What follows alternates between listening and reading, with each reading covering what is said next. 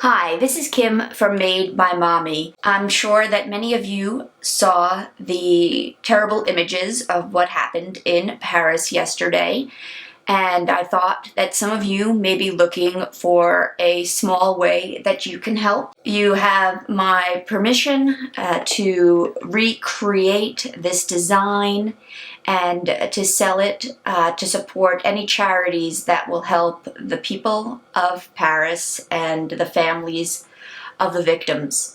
An illustration has gone viral online that has been credited to a French artist. I couldn't get confirmation from him for permission to show the image, but I'm going to link to his website and his Instagram account in the description below so that you can check out his beautiful work. My design is definitely inspired by that viral image. To make this design, you will only need a hook and loom bands. Start with a single band wrapped around your hook just once, and then we're going to make 2 identical chains that are 14 pairs of bands long. So from that cap band, we're going to go forward 14 in one direction and then 14 in the other. So that's one chain of 14, and now I'm going to create an identical chain on the other side, and these will be the circle that surrounds the Eiffel Tower. So that is the first 2 chains that are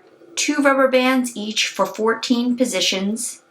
And that is going to be the outside circle. We're going to build the Eiffel Tower in the center. Starting from that original band in the center, you're going to count up 4 pairs and slide your hook through the 4th pair of bands from that center cap. Create a chain using 2 rubber bands at a time.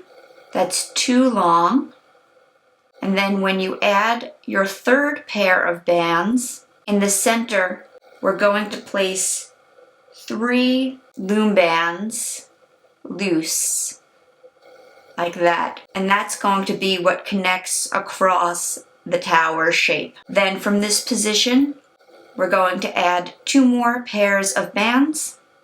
So you should have a shape that looks like this right now. We're now going to go back to that original single band that you doubled over in the beginning. Put your hook through, and we're going to create the middle piece of the tower's base. So we're going to go up 2, again with pairs of rubber bands. And then for the 3rd, we're going to connect to the loose bands that are in the middle here. Now we want to make sure that this doesn't get twisted, so I'm going to actually pull my hook out now so that I can place these in the right position. So first through these 2 bands, then bringing the 3 rubber bands around my hook, and then bringing the other 2 on. Those 3 bands are now in the center of the 2 that are going to go here, and we're going to add 2 more pairs of bands on.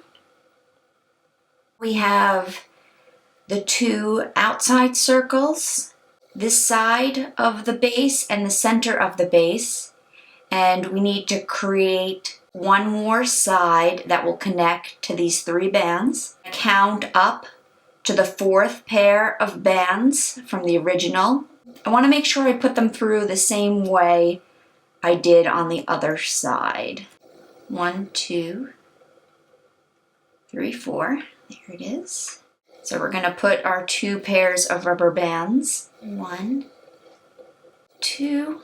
And now we're ready for our 3rd, which we're going to bring through, then look for those 3 bands that go across and pull them over your hook before returning the other side.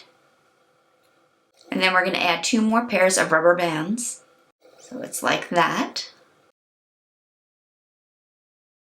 Now we have the entire base of the tower constructed, and we're ready to connect the 3 sides together. Straighten out your 3 pieces so they look like that, making sure to separate out the 2 that are going to need to get connected at the top, and pull 2 rubber bands through